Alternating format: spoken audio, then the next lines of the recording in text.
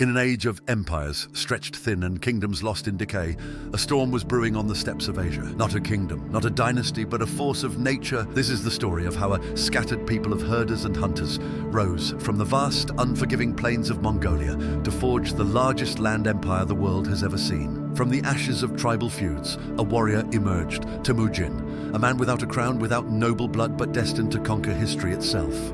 Through fire and fear, he would become Genghis Khan. His horsemen would shatter cities, humble sultans, crush kingdoms, and reshape the map of the world.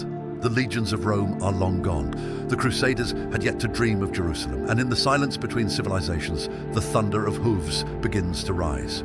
This is not just the tale of conquest, it is the story of survival, ambition, and transformation, of how the steppe unleashed a fury that no war could hold back.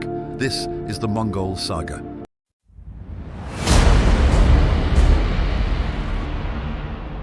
Empires rise through conquest, but only endure through order. The Mongol Empire did not begin with plunder or terror. It began with structure.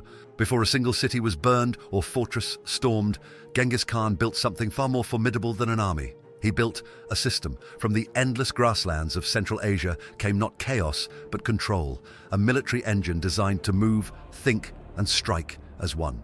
In 1206, when Temujin was proclaimed Genghis Khan at the Kurultai on the banks of the Onon River, he inherited tribes bound by custom and rivalry. Within a decade, he would replace kinship with loyalty and transform the ancient traditions of steppe warfare into a rationalized code of discipline. At its core stood a simple but revolutionary idea: obedience beyond blood. The backbone of Mongol organization was the decimal system, a hierarchy that divided society and army alike into tens, arban, hundreds, jagan, thousands, minghan, and 10,000s, tumen. Each unit functioned as a self-contained machine, supplied, commanded, and accountable. Leadership was earned through merit, not lineage. David Morgan, in his book The Mongols from 2007, explains the decimal organization replaced the tribal order with a military one. It was the foundation on which the Mongol Empire rested. Every warrior knew his place, his comrades, and his superior. If one man deserted, his entire arban was punished. If one excelled, all were rewarded. This collective responsibility created loyalty not through affection, but through necessity. A warrior's family might lie 100 miles away, but his brotherhood rode beside him. The tumen system also allowed mobility on an unprecedented scale. Tens of thousands could assemble, disperse, or encircle with clockwork precision. Commanders communicated with flags by day and torches by night. Horns, drums, and riders relayed orders across miles of battlefield. To enemies used to rigid formations, it seemed like chaos. To the Mongols, it was symphony. Discipline alone was not enough. Genghis Khan bound his warriors to a moral and legal framework, the Yasa, a living code transmitted orally and written in the Uyghur script. It governed everything from military order to family life, taxation, and the treatment of envoys. It forbade theft, adultery, and internal feuds. It demanded absolute obedience, but offered clarity and fairness across a vast empire. Thomas T. Ulson writes in his book Culture and Conquest in Mongol Eurasia from 2001, the Yasa was more than law, it was ideology. It turned obedience into faith and made discipline a form of devotion. The Yasa's authority extended beyond the battlefield. It unified conquered peoples under a single expectation of justice, swift, equal, and merciless.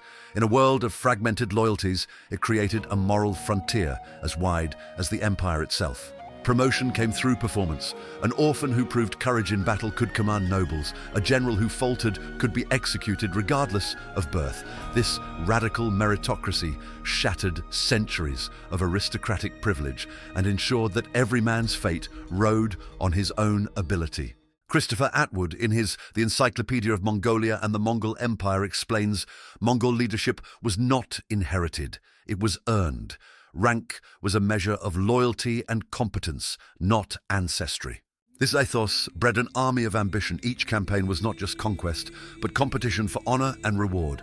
The Khan demanded total service, and in return, he gave purpose. Behind every tumen rode herds of spare horses and camel caravans, laden with arrows, grain, and felt tents. Even speed required supply. The Mongols developed an intricate system of logistics, each unit responsible for its own food, remounts, and maintenance. Blacksmiths traveled with the army, repairing weapons in the field. Herds rotated to preserve strength. A disciplined warrior could ride for days without fire, sustaining himself on dried meat or fermented milk. Peter Jackson, in his book The Mongols and the West from 2005, writes, "Mobility was not improvisation, but engineering. The Mongols calculated motion the way others calculated walls." To coordinate their expanding frontiers, Genghis Khan established the Yam, a relay system of post stations stretching from the Gobi Desert to the Caspian Sea. Couriers could cover hundreds of kilometers a day, their horses replaced at each station. Information became the bloodstream of empire. Discipline was enforced with ruthless consistency. Cowardice, disobedience, or theft were punished by death. At the same time, justice within the ranks was swift and predictable. A soldier could appeal to higher command without fear of noble interference. To outsiders, Mongol order seemed tyranny. To the steppe, it was liberation from chaos. Reuven Amitai in Mongols and Mamluks notes, "In a world of shifting alliances, the Mongols discovered permanence in discipline. The Yasa and the Tumen together formed the bones and sinews of Mongol power. They turned herders into soldiers, soldiers into instruments of empire. What began as survival became a philosophy of war, a conviction that order itself was conquest."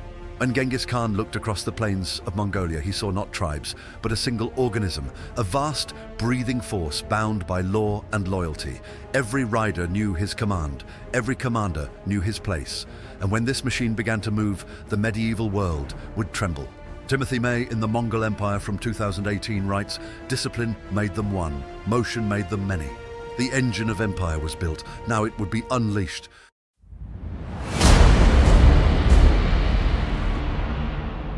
The horse and the bow made the Mongols what the legion and the road made Rome. The armies of the medieval world were built on stone and steel, fortresses, walls, infantry lines. The Mongols built theirs on movement. Every campaign, every battle, every victory was won not through weight of numbers, but through the synchronization of rider, horse, and bow. They were not merely soldiers, they were instruments of velocity. On the open steppe, power was not measured in castles or cathedrals, but in distance. The Mongol warrior's universe was an unbroken horizon. He could travel 100 kilometers in a day, strike an enemy before scouts even knew he was coming, and vanish into silence before the dust settled. It was this marriage of mobility and precision that made the Mongols invincible. At the heart of Mongol warfare was a simple weapon perfected through centuries of refinement, the composite bow. Constructed from layers of horn, sinew, and wood, glued and bound under tension, it possessed enormous power in a small frame.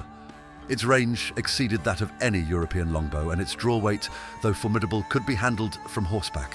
Each bow took nearly a year to make and could send an arrow through armor at over 200 meters. David Morgan explains, "The Mongol bow was the most efficient killing instrument of its age, a masterpiece of engineering shaped by necessity and perfected by generations of war." The composite bow was an extension of the rider's body. Each warrior carried multiple bows, one for long distance, one for close combat, and up to 60 arrows of varying heads, armor-piercing, incendiary, whistling for signaling. Firing from a full gallop required extraordinary skill. Accuracy was maintained through muscle memory developed from childhood. By the time a Mongol reached adulthood, he could shoot backward while retreating, adjusting his aim through the rhythm of the horse's stride. To their enemies, it seemed impossible, a storm of arrows emerging from men who never stopped moving. But it was not chaos, it was choreography. If the bow was the blade, the steppe horse was the engine, small, muscular, and tireless. The Mongol pony could survive where larger breeds would starve, feeding on snow-covered grass, drinking little, and galloping for hours without rest. Each warrior rode with a string of remounts, usually 4 or 5, changing horses mid-march to preserve strength. Nicola de Cosmo writes in his book Ancient China and Its Enemies from 2002, "No weapon, no wall, no nation could outlast the horse that never tired." The Mongol campaign was an ecology of endurance. A tumen of 10,000 riders required tens of thousands of horses. Grazing in carefully planned rotations, the Mongols marched with herds as others marched with supply wagons. Grass was their fuel, and the vast steppe was their granary. In winter campaigns, they melted snow for water. In summer, they slept in the open, using their saddles as pillows. The horse was transport, shield, companion, and food. When desperate, warriors bled them for nourishment without killing them. Such resilience turned the Mongol army into a self-sustaining organism. It could invade, retreat, or pivot direction without ever waiting for a supply train. No medieval army could match that autonomy. Mongol warfare was an art of fluid geometry. Their formations were not rigid blocks, but waves, arrows launched in arcs, units splitting and converging with mathematical precision. The key was speed and synchronization. Commanders used signal flags, horns, and drums to direct movements across vast distances, while messengers relayed complex maneuvers to each flank. Peter Jackson writes in his book, The Mongols and the West from 2005, where European armies moved like walls, the Mongols moved like water, flowing around resistance, finding weakness, and striking from the unexpected side. Typical engagements began with long-range harassment. Light cavalry rode forward, loosing volleys at maximum range, testing enemy reactions. If defenders advanced, the Mongols withdrew, feigning panic, a calculated deception that lured opponents into pursuit. Then at a signal, they wheeled around and unleashed counterfire, cutting down pursuers, while hidden wings enveloped their flanks. This tactic, known as the feigned retreat, broke armies many times their size. The most famous example came at the Battle of the Kalka River in 1223. The Russ's princes, convinced the Mongols were fleeing, pursued them for 8 days, straight into an ambush. When the dust cleared, the coalition was annihilated. To the Mongols, such battles were not accidents, but experiments in manipulation. Behind every maneuver stood a mind trained in patience and precision. Among them, Subutai was unmatched, a strategist who could coordinate campaigns across thousands of kilometers, commanding multiple armies with near-surgical timing. He fought in more than 60 engagements and lost none. Subutai's genius lay in logistics and synchronization. He could send one tumen through mountain passes while another crossed a desert, ensuring both arrived at the enemy's doorstep the same day. It was coordination on a continental scale. Reuven Amitai writes in Mongols and Mamluks, Subutai transformed mobility into a doctrine. He turned movement into mathematics and war into rhythm. Even when divided by hundreds of miles, Mongol forces acted as one. At the 1241 invasion of Europe, armies advancing through Poland and Hungary struck within days of each other, guided by reconnaissance reports carried through the Yam postal relay. This synchronization, centuries before telegraphs or radios, was unprecedented. The Mongols fought every battle as if it were a campaign of information. Before invading a region, scouts mapped rivers, fortresses, and grazing lands. Merchants and travelers were interrogated for data. Captured envoys became sources of intelligence. From this information came anticipation, knowing not only where to strike, but how the enemy would respond. Thomas T. Ulson writes, the Mongol way of war was pre-modern intelligence in its purest form. Observe, adapt, annihilate. When confronting new enemies, the Mongols absorbed their strengths. From the Chinese, they learned siegecraft and gunpowder. From the Persians, engineering. From the Rus, river navigation. Their adaptability was not imitation, it was integration. Every victory added a new tool, every defeat a new lesson. They entered battle with contingency plans for every outcome. If a fortress could not be taken by assault, it was surrounded and starved. If an army refused battle, its lands were razed until submission. Their warfare was total, but their methods were deliberate. To their victims, Mongol warfare appeared as supernatural destruction. Cities fell in days, nations vanished within months, but the devastation followed logic, terror as preemption. By annihilating one city, they forced 10 others to surrender. Fear traveled faster than their horses, saving them resources and lives. George Lane is Senior Teaching Fellow in the History of the Middle East and Central Asia at SOAS in the University of London. In his book, Daily Life in the Mongol Empire from 2005, he writes, Mongol cruelty was strategic, not sadistic. It was a message. Obedience brings life, resistance brings extinction. At its height, the Mongol military system resembled a living organism. Its heart was discipline, its blood mobility, its mind intelligence. Each tumen could act independently or in unison, responding instantly to a commander's intent. No army in the medieval world could match its speed, reach, or coherence. At its height, the Mongol military system resembled a living organism. Its heart was discipline, its blood mobility, its mind intelligence. Each tumen could act independently or in unison, responding instantly to a commander's intent. No army in the medieval world could match its speed, reach, or coherence. Mikhail Biran writes, Mongol warfare was not improvisation but design, every maneuver a manifestation of structure perfected through repetition. The Mongols' genius was to transform geography into weaponry. They turned rivers into traps, deserts into shields, winters into allies. To them, no terrain was hostile, only unmeasured, and once measured, conquered. The world had seen great armies before, the phalanxes of Alexander, the legions of Rome, the knights of Christendom, but never had it seen an army that moved like thought itself. From the first arrow loosed on the steppe to the burning of Samarkand and Kiev, Mongol warfare was not an accident of savagery. It was a science of motion, a philosophy of control, a harmony of speed and silence. When they charged, the earth shook. When they withdrew, the wind seemed empty. And wherever they rode, the laws of war were rewritten. Timothy May writes, in the Mongol Empire, the perfect weapon had been forged. Now it would be aimed at the world.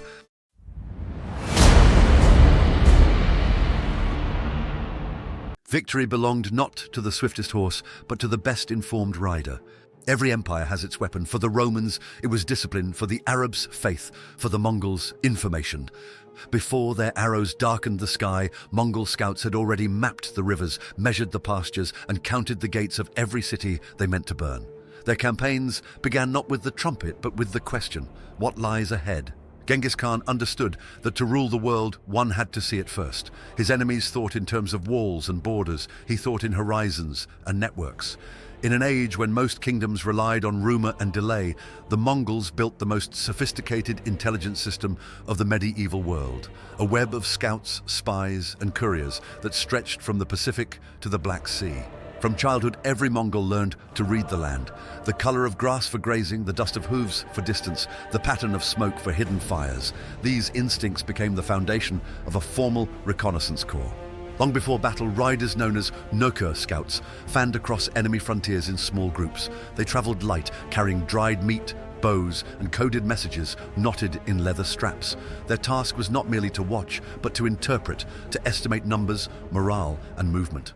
Timothy May writes in his book, The Mongol Art of War, reconnaissance for the Mongols was not a preliminary act, but an art form, a fusion of geography, intuition, and mathematics. The information they gathered determined the rhythm of campaigns. A single report could redirect tens of thousands of riders. When Subutai invaded Eastern Europe, he dispatched advance parties months ahead to survey bridges, rivers, and fortifications. By the time the main host arrived, every route and resource had been catalogued. Nothing was left to chance. The Mongols called their intelligence grid the Ordu Yam, a dual system of command camp, Ordu, and relay, Yam. The Yam functioned as the empire's nervous system, a chain of post stations, each about 25 to 30 miles apart, stocked with spare horses, food, and lodging. Couriers could ride from Karakorum to the Caspian Sea in less than 2 weeks, an unimaginable speed for the 13th century. Thomas T. Ulson writes in his book, Culture and Conquest in Mongol Eurasia from 2001, the Yam was the bloodstream of empire. Through it flowed not gold or soldiers, but information, the lifeblood of Mongol power. Unlike earlier postal systems, the Yam served both military and civil purposes. Commanders used it to coordinate armies separated by continents.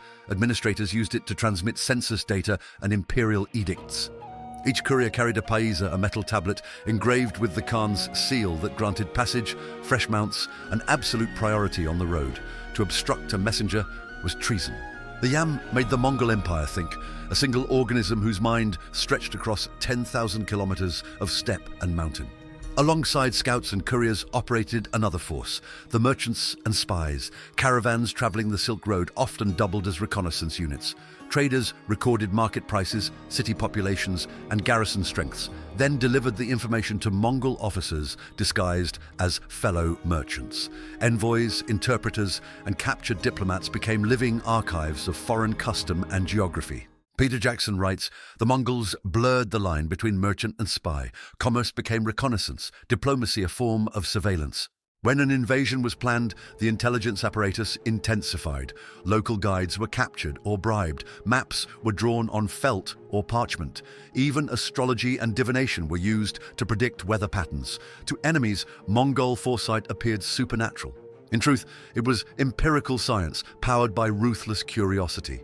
The process was systematic. Observation, scouts gather raw data, collation, commanders analyze terrain and routes, simulation, generals design multiple campaign paths, execution, orders distributed via YAM ensure simultaneous strikes.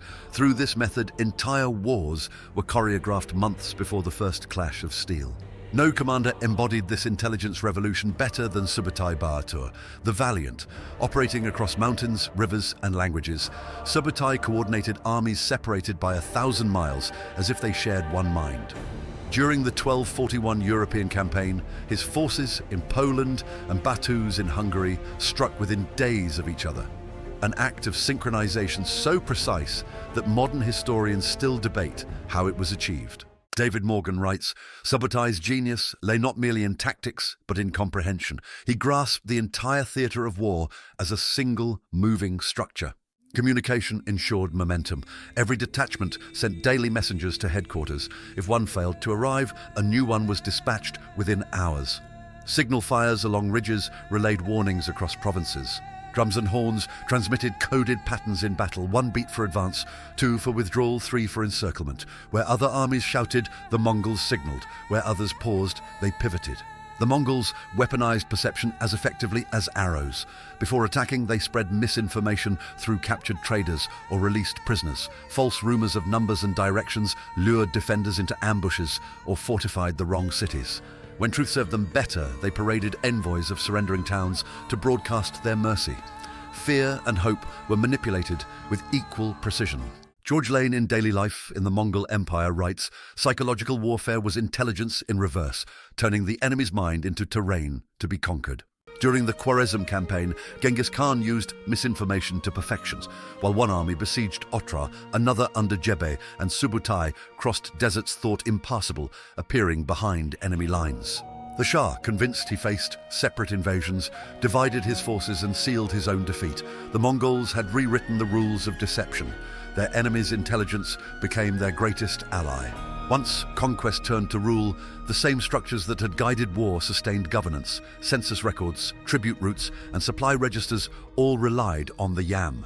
Provincial governors reported crop yields and population counts by courier. Tax collectors sent revenues along guarded roads. The intelligence network that had mapped enemies now mapped empire. Miguel Bayron writes, the Mongol information system outlived the wars that created it. It was the skeleton upon which imperial administration was hung. Under Ogadai and Manka, this bureaucratic intelligence became permanent, an empire of data. Paper, ink, and Uyghur script replaced whispers and dust. When Marco Polo traveled through Asia decades later, the YAM still carried his travel permits. The machinery of communication had outlived the Khans who built it. Beneath all this efficiency lay an ideology inherited from Genghis Khan himself. He believed knowledge was divine favor, a gift from the eternal blue sky granted to those who sought understanding of the world's order. The gathering of information was, therefore, a sacred act. Ignorance was weakness. Intelligence was destiny. To know the enemy was to conquer him before the first arrow flew. To know the land was to make it serve the empire. To know oneself was to survive the chaos of war. Nicola de Cosmo in The Ancient China and Its Enemies writes, in the Mongol worldview, information was not curiosity, but control, a mirror of the cosmic order they believed they embodied. Through this faith in knowledge, the Mongols became both destroyers and record keepers, erasing borders while cataloguing everything behind them. In the end, the Mongol army's greatest weapon was not the bow or the sword. It was awareness. Across the vastness of Eurasia, messengers galloped faster than resistance. Their scouts knew every valley, their couriers every post, their generals every possibility. They fought as though they could see the future because, in a sense, they could. When the fires of war burned low and the empire stretched from Korea to Kiev, the riders of the steppe still moved across the roads of the YAM, carrying orders, news, and knowledge. The empire breathed through them. The world itself had become their map. Timothy May writes in The Mongol Empire, before modernity had its telegraphs, the Mongols had their horses. Before globalization had its networks, the steppe had its riders. The mind of war was awake, and soon it would turn its gaze toward the cities of men.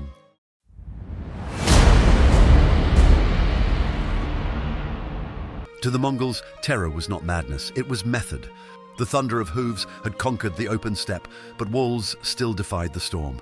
China's cities, Khwarezm's fortresses, and Persia's citadels had survived centuries of invaders. Most armies of the medieval world broke upon their gates like waves on rock. The Mongols did not. They studied the rock, measured it, and turned it to sand. Their genius lay not in brute force, but in adaptation. They were nomads who became engineers, riders who learned the geometry of siege. When confronted with stone, they answered with science, and when science failed, they turned to fear. Genghis Khan was not the first nomadic conqueror to meet the city wall, but he was the first to learn from it. From conquered peoples, the Mongols extracted not only tribute, but knowledge. Captured engineers, Chinese artificers, Persian masons, and Uyghur scribes were transported thousands of miles to serve in the imperial army. The result was a synthesis of traditions from across Eurasia. Chinese catapults, Muslim sappers, and steppe discipline merged into one machine of destruction. Thomas T. Olson writes in Culture and Conquest in Mongol Eurasia from 2001, Mongol siegecraft was eclectic pragmatism, the deliberate appropriation of every technique that worked, regardless of its origin. They used traction trebuchets learned from the Jin dynasty, counterweight mangonels from the Islamic world, and portable siege towers designed to fold and unfold like the yurts of their homeland. The Mongols were not inventors, they were perfecters. And in their hands, siege warfare became an exact science governed by intelligence, mathematics, and terror. At the heart of Mongol siege warfare stood the Engineer Corps, an international cadre led by captives and volunteers alike. They constructed machines capable of hurling stones weighing hundreds of kilograms over city walls. Flaming projectiles, pots of burning oil, and even corpses infected with plague were launched into besieged towns. Peter Jackson writes in The Mongols and the West, in Siegecraft, the Mongols turned the city's strength, its walls, into its prison. When bombardment alone could not break the defense, the Mongols employed deception. They diverted rivers to flood moats, mined tunnels beneath towers, or feigned withdrawal only to strike as defenders opened the gates. At Nishapur, Herat, and Merv, they combined psychological pressure with engineering precision, offering lenient surrender terms before unleashing annihilation when defiance persisted. Their campaigns in China refined the technique further. At Zhongdu, Beijing in 1215, siege towers advanced on rollers while engineers filled moats with earth and timber. When the walls finally collapsed, the Mongols unleashed days of slaughter, a grim warning to every city yet unconquered. Terror was not excess, it was calculation. Each massacre, each pyramid of skulls, was a message transmitted across continents. The Mongols understood the arithmetic of fear: destroy one city to save a campaign. Resistance invited extinction. Surrender meant survival.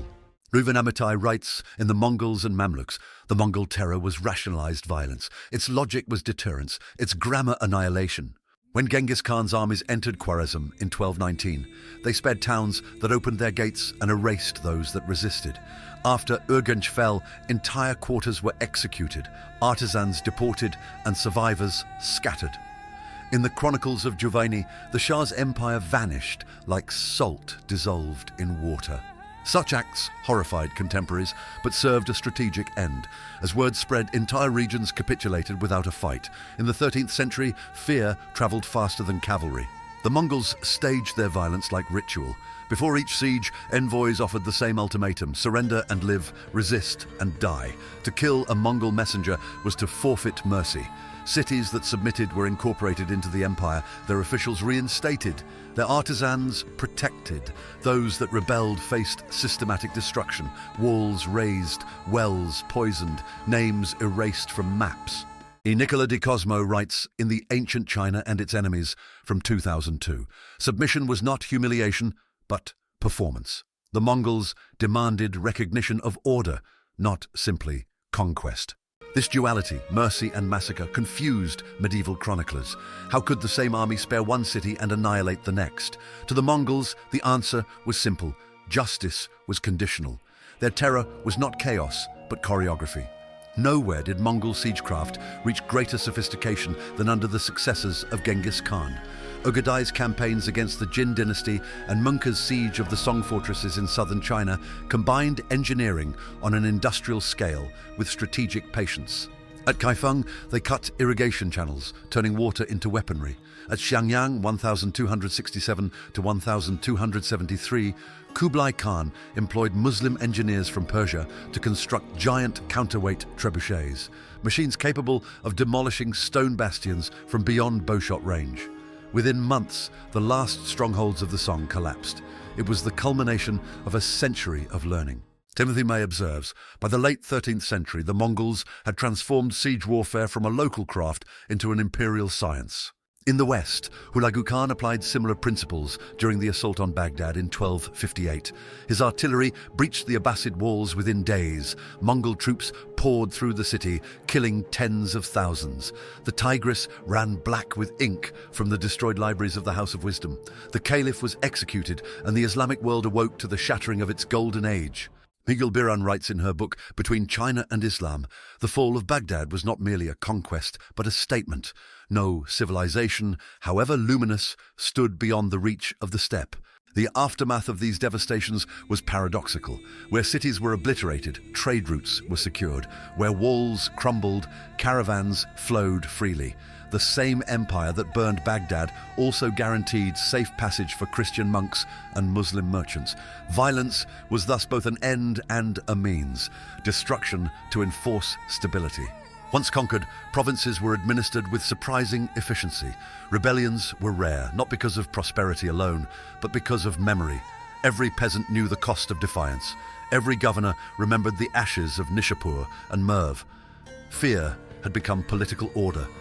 George Lane in The Daily Life in the Mongol Empire writes, the Mongols ruled not by omnipresence, but by imagination. The terror of their return was often more powerful than their armies. Yet Mongol warfare was not blind slaughter. Genghis Khan's Yasa explicitly forbade the killing of artisans, scholars, and scribes. In every captured city, engineers were conscripted into service. Physicians and astronomers were dispatched to the court. Artists were set to work on imperial commissions. The very empire built by terror survived through talent.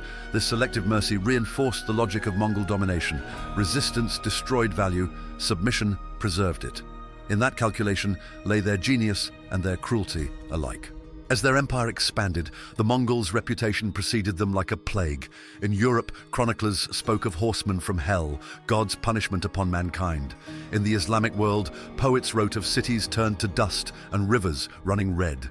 Even generations after the invasions had ceased, the name Tatar remained synonymous with apocalypse. But fear fades and systems remain. The engineering expertise they spread transformed Eurasian siegecraft for centuries. The mobility they demonstrated reshaped diplomacy, logistics, and intelligence. The terror they unleashed became the cautionary tale of power without restraint.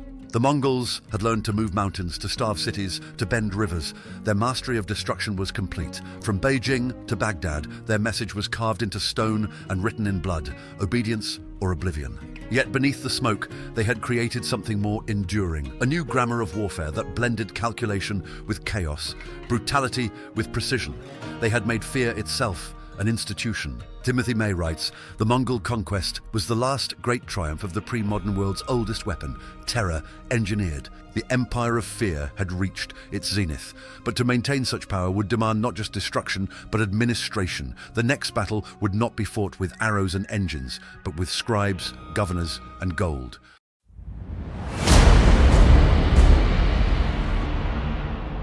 The Mongols conquered by war, but they ruled by order. By the middle of the 13th century, the thunder of Mongol hooves had settled into silence. From the shores of the Pacific to the Carpathians stretched a single dominion, the largest contiguous empire in history. Its borders contained Persians and Russians, Chinese and Arabs, Armenians and Greeks. The age of conquest was ending, the age of governance had begun. For the first time in centuries, the Silk Road lay open, guarded not by rival lords, but by a single will. Caravans moved where armies once marched, and the Mongol banner, once a symbol of destruction, became a seal of protection. Historians would later call this fragile peace the Pax Mongolica, the Mongol peace. The death of Genghis Khan in 1227 had left his empire immense yet unstable. His successors, Ögedei, Mungke, and Kublai, inherited not only his dominion but his dilemma, how to make perpetual motion stand still. The solution lay in administration through mobility, governance built on the same logic as war. Thomas T. Olson writes in his monumental work, Culture and Conquest in Mongol Eurasia from 2001, the genius of Mongol rule was its continuity with conquest. They administered as they fought, through discipline, information, and hierarchy. The empire was divided among the great Khan's sons and grandsons into 4 major uluses, or realms. The Yuan dynasty in China under Kublai, the Ilkhanate in Persia under Hulagu, the Chagatai Khanate in Central Asia, and the Golden Horde on the steppes of Russia. Each operated autonomously, yet acknowledged the overarching supremacy of the great Khan in Karakoram. From these divisions emerged a new political experiment, a federated empire of nomads and bureaucrats. The Mongols fused military discipline with bureaucratic pragmatism. They adopted and expanded the yam, the courier relay system, as an administrative network linking every province. Along these routes rode not only messages but officials, merchants and missionaries. Each station housed granaries, horses and soldiers ready to defend the travelers. David Morgan writes in The Mongols, the yam transformed from a wartime network into the empire's circulatory system, a living infrastructure of communication and control. In China, Kublai Khan constructed roads and canals, connecting Beijing to the Yangtze Valley. In Persia, Hulagu rebuilt bridges and postal stations. At its height, the yam comprised more than 1,400 relay posts across Asia. An imperial courier carrying a paisa could travel from Karakoram to Baghdad in mere weeks, a miracle of speed in the medieval world. The law of the steppe, the yasa, was reinterpreted for governance. It remained unwritten in full but omnipresent in spirit. Justice must be swift, loyalty absolute, taxes predictable. Provincial governors were required to maintain registers of population and property. Chinese administrators introduced census methods. Persian scribes systematized record-keeping. Nicholas de Cosmo writes in The Ancient China and Its Enemies, the Mongols did not destroy bureaucracy. They inherited and purified it, reducing corruption through fear and accountability. Every conquered realm retained its local institutions under Mongol supervision. In China, Confucian clerks continued their functions under the Yuan. In Persia, Muslim viziers collected taxes for the Ilkhanate. In Rus, native princes ruled as vassals under Mongol tribute. The empire's strength lay in its tolerance of difference, a pragmatic multiculturalism enforced by law. To administer such distances required more than messengers. It required money. Under Ögedei and Kublai, the Mongols introduced paper currency, modelled on Chinese precedent but backed by imperial decree. Merchants were obliged to accept it, and foreign traders found it redeemable across thousands of kilometres. The system tied markets from Venice to Beijing into a single economic orbit. George Lane notes in The Daily Life in the Mongol Empire from 2006, the Pax Mongolica created the first truly transcontinental economy, a network where gold, silk, and credit moved under one imperial guarantee. Under Mongol protection, the Silk Road revived. Persian textiles reached China. Chinese porcelain appeared in Cairo. Italian merchants like the Polos travelled without fear. For nearly a century, the Mongol peace allowed unprecedented circulation of goods, people, and ideas. Despite their reputation as destroyers, the Mongols were remarkably tolerant of religion. Shamanism remained the private faith of the Khan's court, but Christians, Buddhists, and Muslims all served as advisors, translators, and generals. Temples and mosques were exempt from taxes, and disputes between faiths were judged by imperial courts.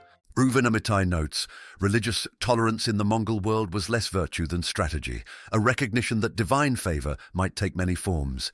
Kublai Khan, ruling from Beijing, patronized Buddhist monasteries while inviting Nestorian Christian and Muslim scholars to debate before him. Hulagu in Persia supported astronomers from Baghdad and theologians from Moraga. Even in their conquests, the Mongols sought legitimacy not by uniformity but by inclusion. Trade under the Pax Mongolica was both economic and political. Caravans were taxed lightly but strictly protected. Attacks on merchants were punished with death. At key crossroads, Samarkand, Tabriz, Karakoram, markets flourished under Mongol garrisons. Gold from Europe, spices from India, furs from Siberia, and paper from China converged along routes once broken by war. Timothy May explains, in The Mongol Art of War, the Mongols replaced walls with roads and fear with predictability, a revolution as profound as their conquests. They also secured maritime trade. Mongol fleets sailed from Quanzhou to Hormuz, linking East Asia to the Indian Ocean network. For a brief moment, Eurasia functioned as one integrated space, a miracle of order in a world accustomed to chaos. Where goods traveled, ideas followed. Chinese gunpowder reached the west. Persian astronomy enriched Beijing. Mongol officials recorded every innovation. Under Kublai Khan, the Yuan court compiled maps of the entire known world. Under the Ilkhans, scholars like Nasir al-Din al-Tusi produced astronomical tables that later reached Europe. Miguel Biran explains, the Pax Mongolica was not merely the peace of empire, but the transmission of civilization. Even the Black Death that would devastate the 14th century traveled along these same roads. The connectivity that united continents also made them vulnerable. The Mongols had built not only a trade network, but the first true world system, one that could transmit both wealth and ruin. Yet beneath the prosperity lay fragility. The Mongol administrative miracle depended on fear as much as law. Tax burdens grew, local officials abused their autonomy, communications slowed across vast distances. As the empire aged, the unity of conquest gave way to the bureaucracy of survival. The very mechanisms that had once empowered the Khans now fragmented them. Despite their reputation as destroyers, the Mongols were remarkably tolerant of religion. Shamanism remained the private faith of the Khan's court, but Christians, Buddhists, and Muslims all served as advisors, translators, and generals. Temples and mosques were exempt from taxes, and disputes between faiths were judged by imperial courts. By the early 14th century, the four Khanates began to drift apart. Kublai's Yuan dynasty faced rebellion in China. The Ilkhans quarreled with the Golden Horde. Central Asia fractured under rival claimants. The Pax Mongolica dimmed, but its echo endured in the maps, markets, and memories it had created. For a brief century, the world breathed as one. From Venetian harbors to Chinese plains, travelers crossed a continent without fear of bandits or borders. Letters from Rome reached Karakorum. Silk from Hangzhou draped nobles in Paris. Under the eternal blue sky, the horsemen who once brought ruin had brought order. Peter Jackson writes in The Mongols and the West, the Pax Mongolica was the paradox of history, a peace born of conquest, a civilization rising from the ashes of its own destruction. The empire of fear had become an empire of exchange, but peace, like conquest, is never eternal. Beyond the horizon, new empires stirred, and the roads the Mongols built would one day carry not merchants, but armies once more. The thunder of conquest has faded, but the roads the Mongols built still shape our world. From the ashes of war rose a fragile peace. The Pax Mongolica, a web of trade, faith and power, stretching from China to the Mediterranean. Yet peace was never complete. In the heart of Persia, the Mongols would meet a civilization as enduring as their own, Islam. Their wars, their conversions, their legacy would transform both East and West forever. If you wish to follow that story, continue with our series on the history of Islam, where empires rise, faiths collide, and the medieval world is reborn. Like the video, subscribe for more journeys through the Middle Ages, and watch next the history of Islam from the Prophet to the fall of Constantinople.